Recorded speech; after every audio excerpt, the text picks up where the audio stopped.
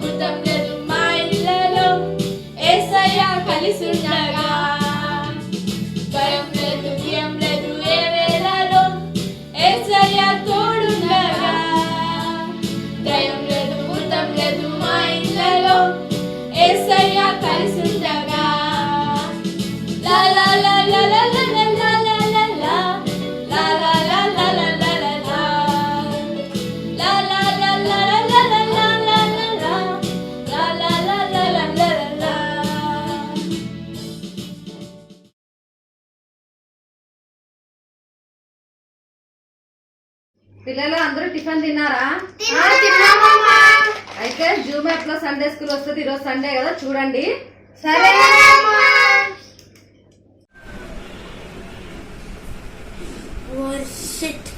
ఫైవ్కి అసలు స్కూల్ ఉంది. నేను చెప్పాలా చెర్రీకి, ఇంకా లేట్ అవుతుంది. చెర్రీ 5కి సండే స్కూల్ ఉంది కదనే. అబ్బా మంచి సినిమా వస్తుంది కదా ఇప్పుడే. డాడీ మళ్ళీ అడుగుతారా అటెండ్ అయినా లేదా అని, నువ్వు చూసుకో. వెన్నీ జూమ్ యాప్ లో సండే స్కూల్ వస్తుందిరా, వచ్చి కూర్చో. వస్తున్నా.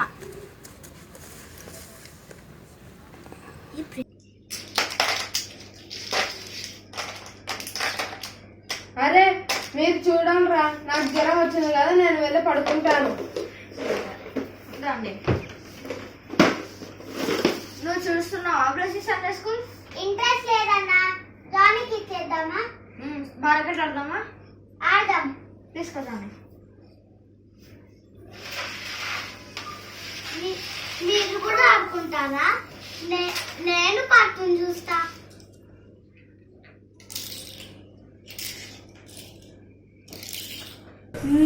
అయినా నేను మేకప్ వేసుకోవాలి కదా, మేకప్ వేసుకొని వస్తా. ఆగు, నువ్వు మేకప్ వేసుకొచ్చేసరికి సండే స్కూల్ కూడా అయిపోతుంది. అయితే నువ్వు ఫోన్ లో నువ్వు లాగిన్, నా ఫోన్ లో నేను లాగిన్. సరే.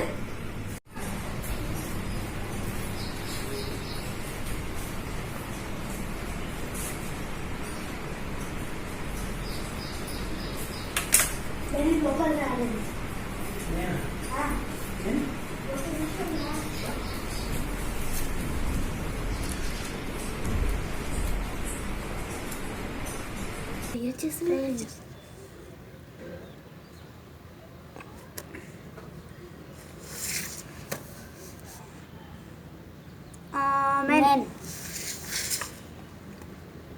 పాట వస్తుంది. అయిపోయింది. Story time.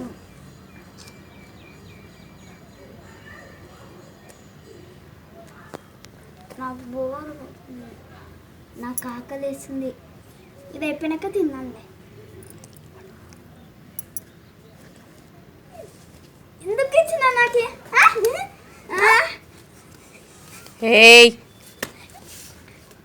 ఏం సండే స్కూల్ చూడట్లేదు? అమ్మ నాకు బాగా తలనొచ్చింది, అందుకే నేను పడుకున్నా. చిన్న పాడకట్ట ఆడదామంటే ఆడుతున్నా. చెల్లికి ఇంట్రెస్ట్ లేదు, ఆడుతున్నాం. ఎవరు చూడడం లేదు కానీ నేను కార్టూన్ పట్టుకున్నా.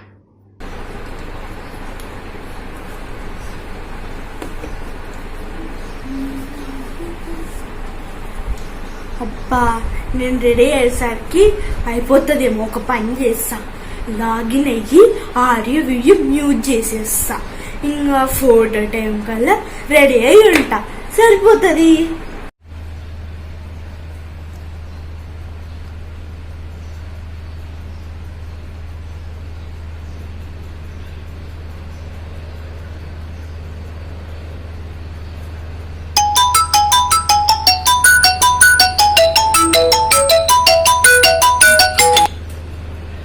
హలో ఋషి,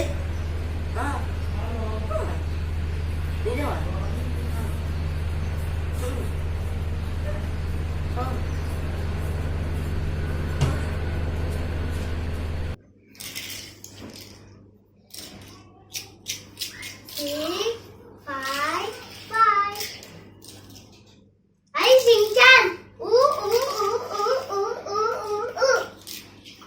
అరే చిన్నగా ఆడుకోండి రా, అమ్మ వాళ్ళు వస్తే తిడతారు. రేరా మీటింగ్ లో ఉన్నారా అని ఒక 5 నిమిషాలుగా, మీటింగ్ అయిపోయిన తర్వాత ఫోన్ చేస్తా. బాయ్. అయ్యో ఏం చెప్తున్నారో ఏమో, 5 minutes ఉంది, పైగా ప్రేయర్ రూమ్ ఉంటుంది. ఆమేన్. హాయ్ ఆంటీ, నాకు సండే స్కూల్ చాలా బాగా నచ్చింది ఆంటీ. లెసన్ కూడా చాలా బాగుంది ఆంటీ.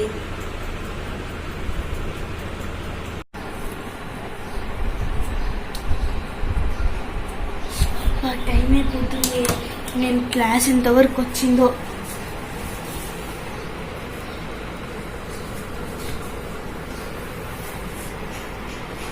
హాయ్ ఆంటీ, క్లాస్ చాలా బాగుంది, ఈరోజు బాగా నచ్చింది నాకు.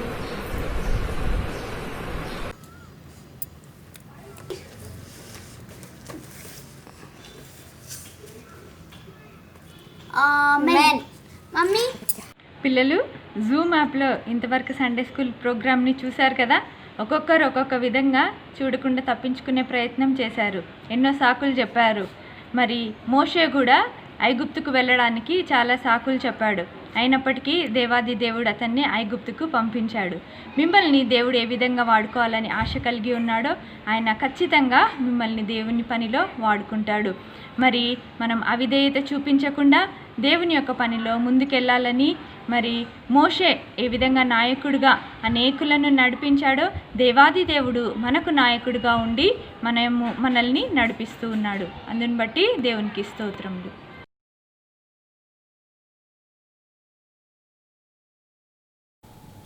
Today we are going to know about the birth of Moses. Baby Moses was an Israelite. Pharaoh did not like Israelites. God blessed them and many good things happened to them. This made Pharaoh mad. But you know what else? Pharaoh was also scared. He didn't want Israelites to take away his kingdom. He wanted to make sure that there weren't too many of them. So he told everyone, "Kill every baby boy that is born to the Israelites." Oh no!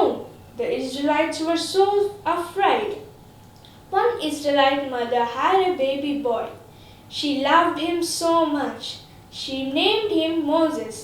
It means to pull out. She hid him for a long time. When Moses was getting too big to hide, she made a basket to put him inside. She put Moses inside the basket and she put the basket inside into the river. Moses had a big sister. Her name was Miriam. Miriam hid in the bushes. Miriam saw the basket float up and she ran to see what happened to it. She saw the basket float up to the daughter of Pharaoh. Pharaoh's daughter wanted to keep baby Moses. Miriam ran to her and said, "Should I go and get you an Israelite mother to take care of him?" Pharaoh's daughter said, "Yes." Then Miriam ran and bought Moses' mother. And Pharaoh's daughter said, "Take this baby and take care of him. I will pay you money to take care of him.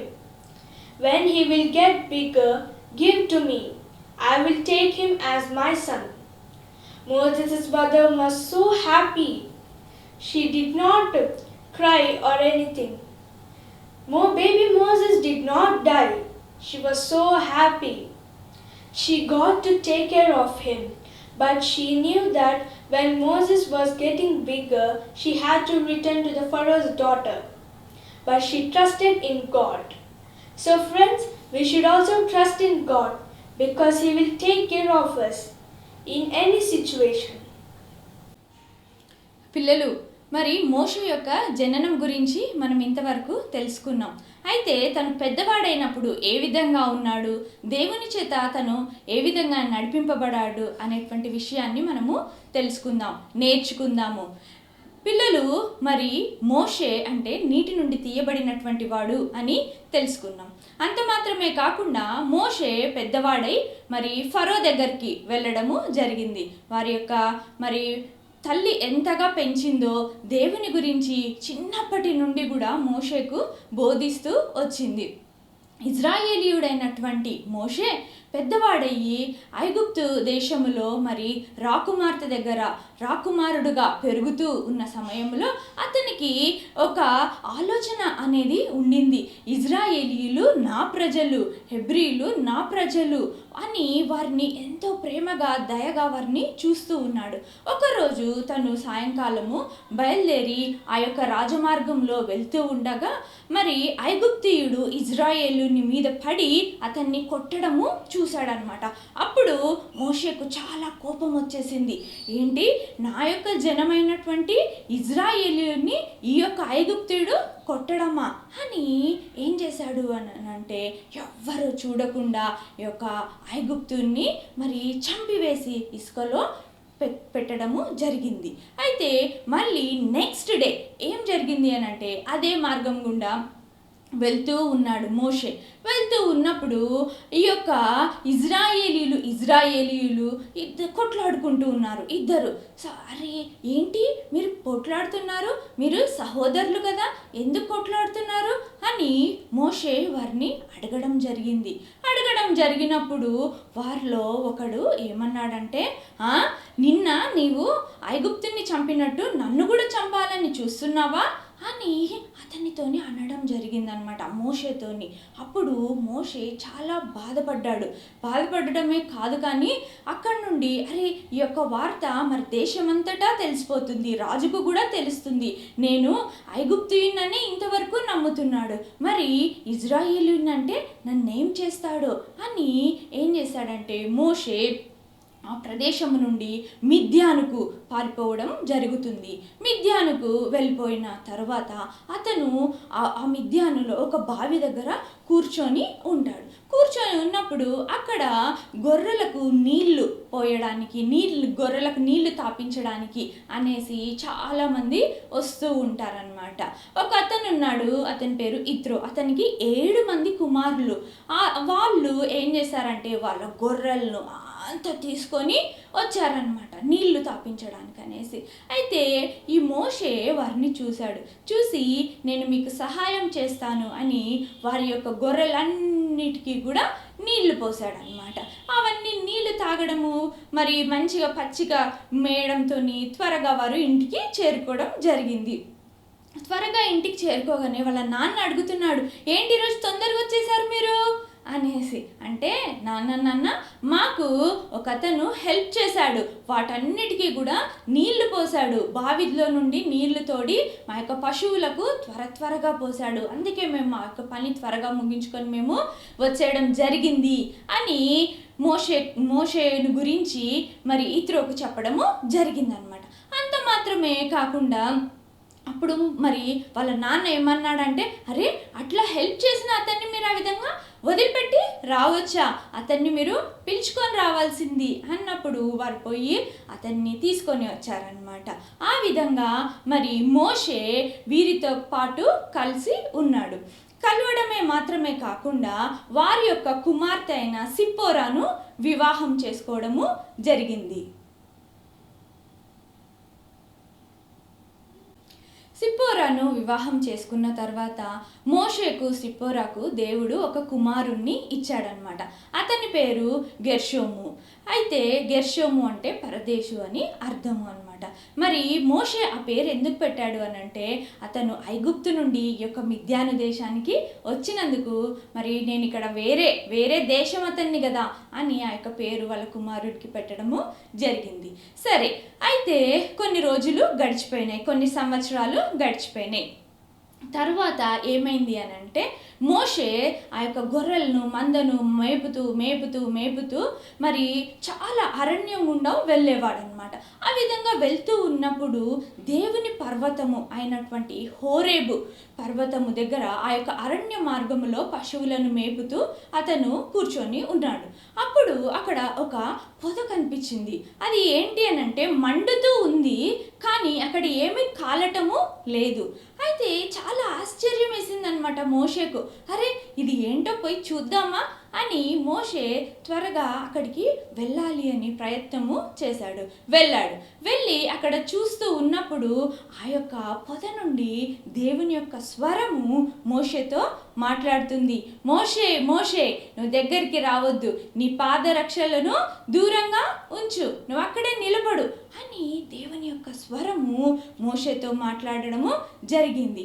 అప్పుడు మోషే ఏం చేశాడు అని అంటే, అక్కడే ఆ యొక్క వెలుగును మరి దేవుని యొక్క ఆ యొక్క ప్రకాశమానమైన వెలుగును చూడలేక ముఖాన్ని అతను కప్పుకోవడము జరిగింది. దేవుని యొక్క ప్రభావమును అతను అక్కడ చూడడము జరిగింది. అప్పుడు దేవుని యొక్క స్వరము అతనితో మాట్లాడింది. ఏంటి అని అంటే, మోషే నీవు ఐగుప్తు దేశం నుండి ఇక్కడికి వచ్చావు, ఇప్పుడు it's time to go to Egypt, నీవు ఇప్పుడు ఐగుప్తుకు వెళ్ళాలి. ఎందుకు అనంటే నీ ప్రజలు అయినటువంటి మరి ఇజ్రాయేలీయులు ఎంతో శ్రమలు అనుభవిస్తున్నారు, దాస్యంలో ఉన్నారు, వాళ్ళు స్లేవ్స్గా ఉన్నారు, వారి మీద వారి యొక్క రాజు ఎంతో మరి పని భారాన్ని ఉంచి ఉన్నాడు అని.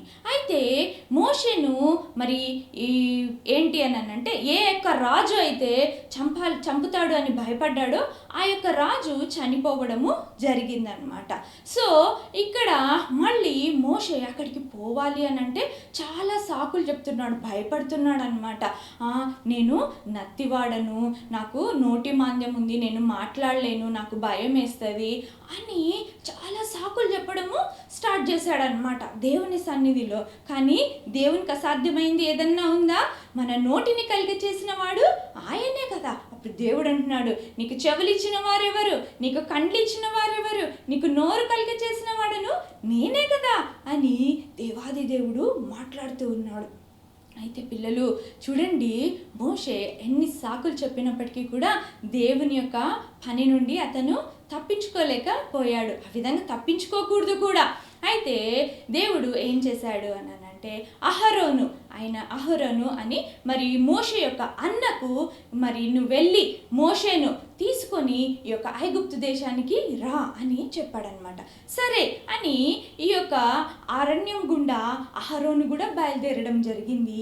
మోషే ఏం చేశాడంటే, దేవా నీ చేతి నుండి నేను తప్పించుకోలేను అని అనుకొని వాళ్ళ మామ దగ్గరికి వెళ్ళి, మామ నేను మా యొక్క దేశానికి వెళ్ళిపోతాను, మా యొక్క పేరెంట్స్ ఏ విధంగా ఉన్నారో చూస్తాను, మా బంధువులు ఏ విధంగా ఉన్నారో నేను చూస్తాను అనేసి ఏం చేశాడు అని అంటే వాళ్ళ యొక్క భార్యను కుమారుణ్ణి తీసుకొని వాళ్ళు బయలుదేరడము జరిగిందనమాట.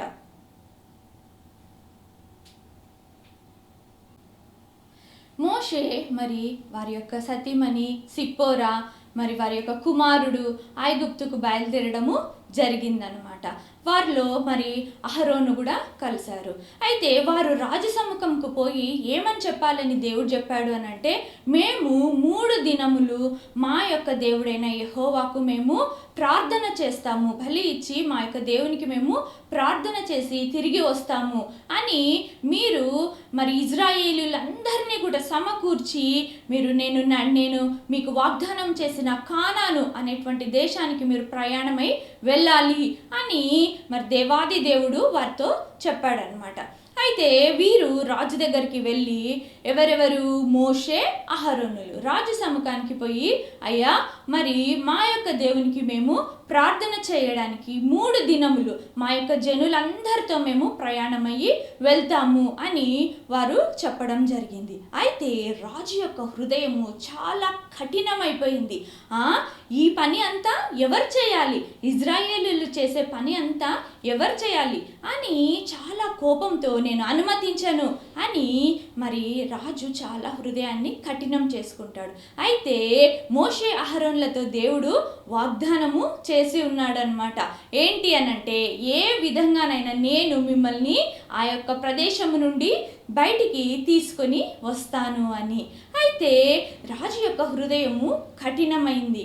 మోషే ఏం చెప్పాడంటే రాజు సముఖానికి వచ్చి, రాజా నీవు మా ప్రజలను పంపించు, లేని ఎడల భయంకరమైనటువంటి తెగుళ్లను మీ మీదికి దేవుడు పంపిస్తాను అని చెప్తూ ఉన్నాడు. అంటే రాజు చాలా లైట్గా తీసుకున్నాడు. ఏమైతేలే బలు చెప్తున్నారు అని అనుకున్నాడు. కానీ చూడండి పిల్లలు, దేవాది దేవుడు వారి మీదకి 10 తెగుళ్లను పంపించడము జరిగింది. ఏంటి అనుకుంటున్నారా? అసలు నైలు నది ప్రాంతంలో మరి మోషే ఎప్పుడైతే ప్రార్థించాడో అక్కడ ఏం జరిగింది అని అంటే, వాటర్ టర్న్డ్ ఇంటూ బ్లడ్. ఆ యొక్క నీళ్లు రక్తముగా మారిపోయినాయి. వాళ్ళు చేతుల్లో పట్టుకుంటే రక్తము, వాటర్ కాదు. ఫేస్ వాష్ చేసుకోవాలనుకుంటే బ్లడ్. ఎంత అసలు చాలా భయపడిపోయినారు. అమ్మో ఏంటి వాటర్ అంతా బ్లడ్గా అయిపోయింది అని. ఆ రాజు కూడా భయపడ్డాడనమాట. మరి ఈ తెగులను తీసేయమని మీ దేవునికి ప్రార్థన చెయ్యి అని మోషేకి చెప్పడం జరిగిందనమాట. మోషే ప్రార్థించినప్పుడు ఆ యొక్క నీరు మరలా ఆ యొక్క రక్తము నీరుగా మారడము జరిగింది. అంత మాత్రమే కాదు, ఫ్రాగ్స్ అంటే ఈ యొక్క కప్పలు, ఎక్కడ చూసినా కప్పలు, ప్లేట్స్లో కప్పలు, తింటూ ఉన్న ప్రదేశంలో కప్పలు, పిండిలో కప్పలు, ఎక్కడ చూసినా కప్పలు. అయినా రాజు హృదయము కఠినంగానే ఉండింది. పేళ్ళు, మరి వడగండ్లు, మరి వారి యొక్క పంటలన్నీ కూడా నష్టమైపోయినాయి అన్నమాట.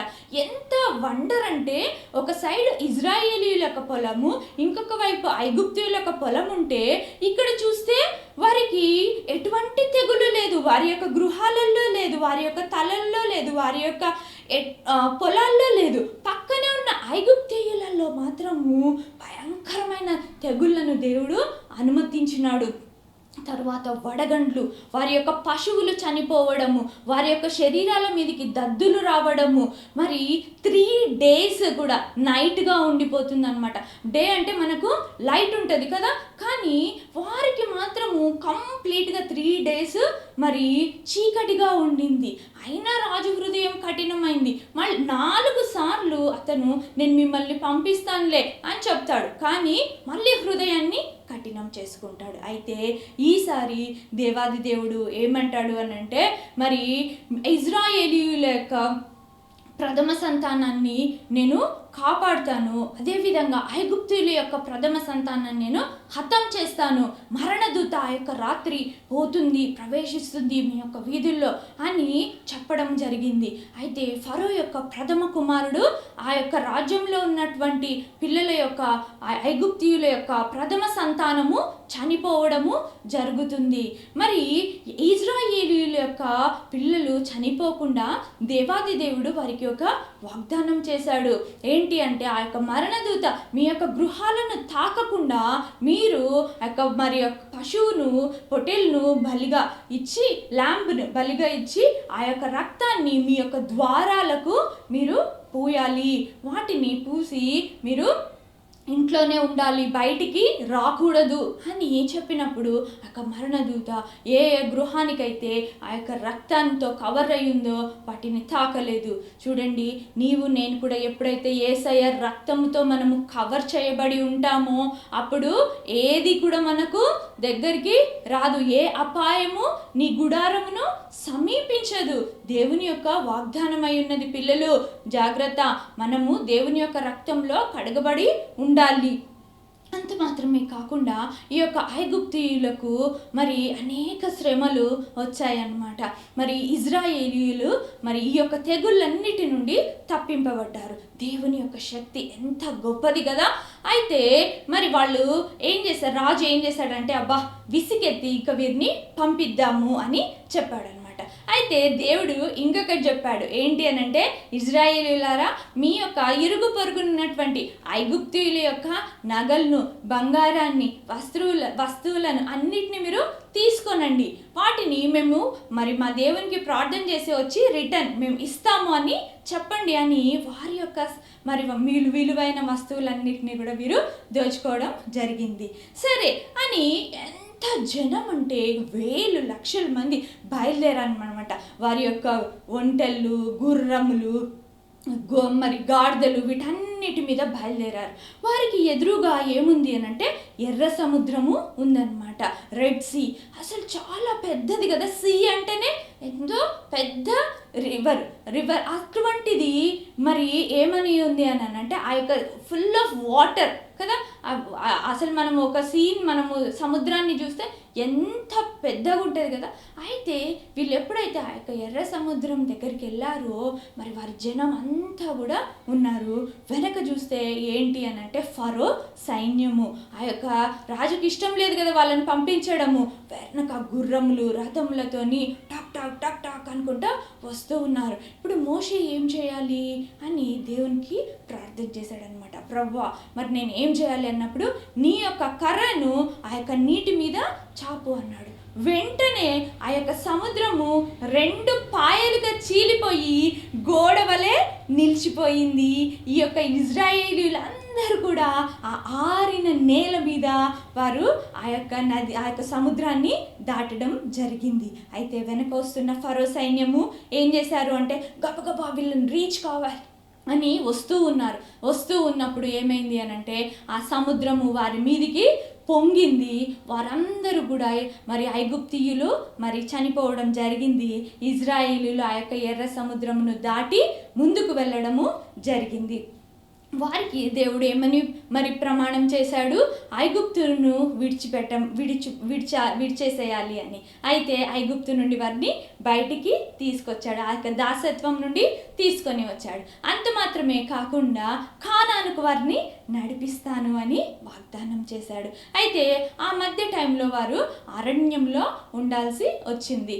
అయితే వాళ్ళు 40 ఇయర్స్ ఆ యొక్క అరణ్యంలో ఉన్నారనమాట. మరి వారికి ఫుడ్ ఏంటిది అని అంటే గాడ్స్ ప్రొవిజన్. చూడండి, మన్నాను దేవుడు ఆకాశం నుండి కురిపించాడనమాట. వాళ్ళు చాలా అనుకున్నారు, ఎన్ని రోజులు ఈ యొక్క మన్నానే తినాలని. అంటే మరి మీట్ కూడా దేవుడు కూరలను పైనుండి పంపించాడనమాట. పిల్లలు, మరి దేవాది దేవుడు మరి మోషేతోని ఏమని చెప్పాడంటే, నేను నీకు ఆజ్ఞలను ఇస్తాను, వాటిని మీరు పాటించాలి అని. ఆ యొక్క సీనాయి కొండ మీదకి దేవుడు నడిపించాడు. వీరందరూ సీనాయి అరణ్యంలో ఉన్నారు. మరి దేవుడు వాళ్ళకు మార్నింగ్ లైట్ ఏంటి అని అంటే, పగలు మేఘస్తంభంగా, రాత్రి అగ్నిస్తంభంగా ఉన్నాడు. వారి యొక్క డ్రెస్సెస్ షార్ట్ కాలేదంట, వారి యొక్క చెప్పులు అరిగిపోలేదంట. ఎంత వండర్ కదా. వారికి వాటర్ ఎట్లా అనుకున్నప్పుడు దేవుడు ఆ కర్రతోని మోషకు చెప్పాడు, ఈ యొక్క బండను కొట్టు, నేను నీళ్ళు ఇస్తాను అన్నప్పుడు ఆ యొక్క బండను కొట్టగానే ఆ బండ నుండి మంచి వాటర్ వాళ్ళకు వచ్చాయి. సరే, ఈ విధంగా ఉన్నప్పుడు మోషే మరి ఆ యొక్క కొండ మీదకి ఎక్కి దేవుని యొక్క సన్నిధిలో అతను ఉండి 40 దినములు ఉండి 10 ఆజ్ఞలను పొందుకోవడము జరిగింది. 10 ఆజ్ఞలను పొందుకొని అతను కిందికి వస్తున్నప్పుడు దేవుని యొక్క ప్రకాశము అతని ముఖము మీద ఉండి, ఇక్కడున్న ప్రజలు మరి ఆ యొక్క దేవుని యొక్క ప్రకాశంతో నింపబడిన మోషే ఫేస్ను చూడలేకపోయినారంట. అంతగా అతని ముఖము వెలిగిపోయింది. పిల్లలు చూడండి, దేవుని యొక్క సన్నిధిలో, దేవుని యొక్క ప్రజెన్స్లో మనం ఎప్పుడైతే స్పెండ్ చేస్తామో మన యొక్క టైము, దేవుడు మనకు ఆ యొక్క ప్రకాశాన్ని, ఆ యొక్క బ్యూటీని దేవుడు మనకు ఇస్తాడు. పిల్లలు జ్ఞాపకం చేసుకోనండి, మరి వారికి ఎంతగానో తోడుగా ఉన్నాడు. ఐగుప్తిలో వాళ్ళు ఎన్ని కష్టాలు పడ్డారో వాటన్నిటి నుండి విడుదల దయచేసి మంచి ఆహారాన్ని ఇచ్చి ఎంతగానో నడిపిస్తున్నారు. అయితే ఈ యొక్క ఇజ్రాయేలు చాలా అవిధేయత చూపించారనమాట. వారికున్న బంగారం అంతా తీసుకొని ఒక విగ్రహాన్ని తయారు చేసుకున్నారు, ఒక దూడను తయారు చేసుకున్నారు. మోషే అది చూసి చాలా బాధపడ్డాడు. ఎంతగానంటే అంతగా బాధపడ్డాడు. అయితే మరి అతను ఆ యొక్క ఆజ్ఞలను కింద పడేయడము జరిగిందనమాట.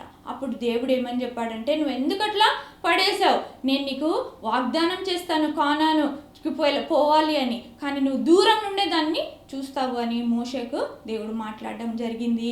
మళ్ళీ కొన్ని రోజుల తర్వాత మళ్ళీ మోషేకు ఆ యొక్క 10 ఆజ్ఞలను దేవుడు మరి రాతి పలకల మీద రాయడము జరిగిందనమాట.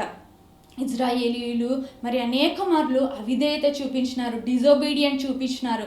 కానీ దేవుడు వారిని క్షమించి మరి వారికి ప్రామిస్ చేసినటువంటి కానానుకు వారిని నడిపించాడు అన్నమాట. మరి చూడండి పిల్లలు, గాడ్స్ కేర్ అనేది మోషే లైఫ్లో చూస్తూ ఉన్నాము. నిన్ను నన్ను కూడా చాలా కేర్గా దేవుడు చూస్తూ ఉన్నాడు. అంత మాత్రమే కాదు, గాడ్స్ ప్రొటెక్షన్, మరి దేవుడు మరి మిద్యానులో మోషేకు తోడై ఉన్నట్టు మనకు కూడా ఇప్పుడు తోడుగా ఉన్నాడు. గాడ్స్ ప్రొవిజన్ని మనం చూసాము. అరణ్యంలో మరి వారికి ఆహారాన్ని ఇచ్చాడు. ఇప్పుడు కూడా దేవుడు మనకు మరి ఆయన ఆహారాన్ని ఇస్తూ మరి ప్రొవిజన్ ఇస్తూ దేవుడు నడిపిస్తున్నాడు. గాడ్స్ లీడింగ్ని మనము చూస్తున్నాము. ఇట్లా మరి ఏ విధంగా పోవాలి, ఏ దారి గుండా పోవాలి, ఏం చేయాలి మోషేతోని మాట్లాడినాడు. అట్లే దేవుడు నీతో నాతో కూడా మాట్లాడతాడు. ఏ విధంగా మనం బైబిల్ చదివినప్పుడు మరి గాడ్స్ ప్రామిస్, మరి కానానుకు వారిని నడిపిస్తానని వాగ్దానం చేశాడు. మోషే అయితే కానాన్లోకి పోలేదు, కానీ పైనుండి అంటే కానాను అతను చూడగలిగాడు. సో మనం కూడా మన పరమ కానానైనటువంటి దేవాది దేవుని సన్నిధికి మరి మనం హెవెన్కి వెళ్తాము అని దేవుడు మనకు ప్రామిస్ చేశాడు. కాబట్టి మనము ఆ యొక్క ప్రామిస్ని పొందుకోబోతున్నాం. సో పిల్లలు, మీరు ఈ యొక్క మోషే మరి యొక్క స్టోరీ ద్వారా మనం ఇవన్నిటినీ నేర్చుకున్నాము. మరి మీరు నేను కూడా మరి ఎందుకు మనం ఇంతగా బ్లెస్సెడ్ అంటే ఆయన అరచేతుల్లో మనము చెక్కుకొనబడినటువంటి వారమంట. మరి ఈరోజు మెమరీ వర్స్ కూడా అదే నేర్చుకుందాం.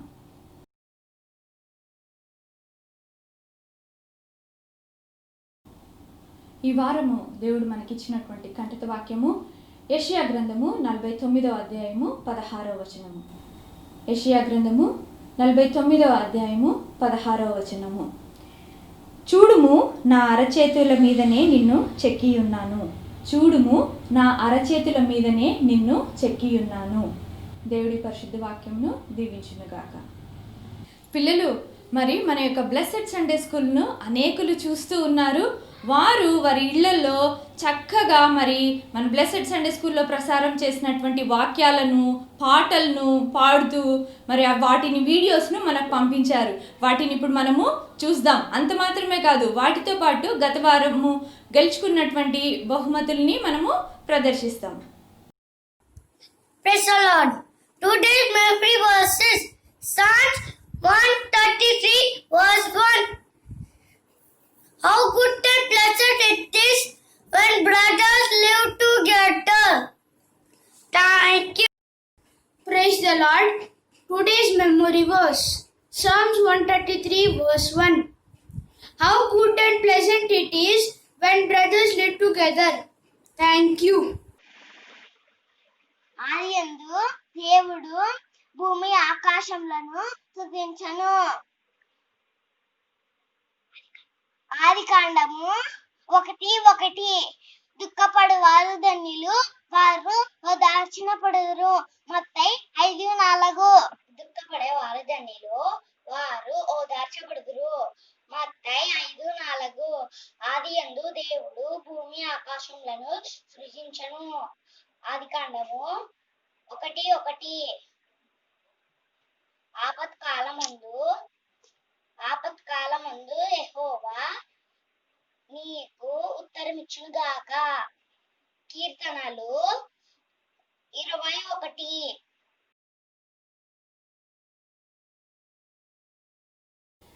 ప్రార్థించుకుందాం. ప్రేమ, కృప, నమ్మకం కలిగిన మా యొక్క గొప్ప దేవ, మీకు వందనాలు నాయన. మరి నాయన, ఈ యొక్క కార్యక్రమాన్ని అంతటినీ ప్రభా ఆది అంతమై ఉండి నడిపించిన వాడా, మీకు స్తోత్రములు నాయన. మీరు మాకు తోడుగా ఉండి మరి నాయన ఆదరించి కాపుదల భద్రతను దయచేసి నాన్న అనేకమైన తెగుళ్ళ నుండి మమ్మల్ని కాపాడుతున్న విధానాన్ని బట్టి మీకు స్తోత్రములు. మీ యొక్క కాపుదల మరి నాయన భద్రతను బట్టి మీకు వందనాలు అయా. ఈ యొక్క కార్యక్రమాన్ని ఎవరైతే చూస్తూ ఉన్నారో వారందరినీ ప్రభా మీరు బ్లెస్ చేయండి, ఆదరించండి, దీవించండి, ఆశీర్వదించండి. మరి నాయన మరి ఒకసారి ఈ విధంగా కలిసి మిమ్మల్ని స్తుతించే కృపను మాకందరికీ దయచేయగలని యేసయ్య పరిశుద్ధ నామంలో అడిగి పొంది ఉన్నాం తండ్రి. ఆమేన్. Praise the lord.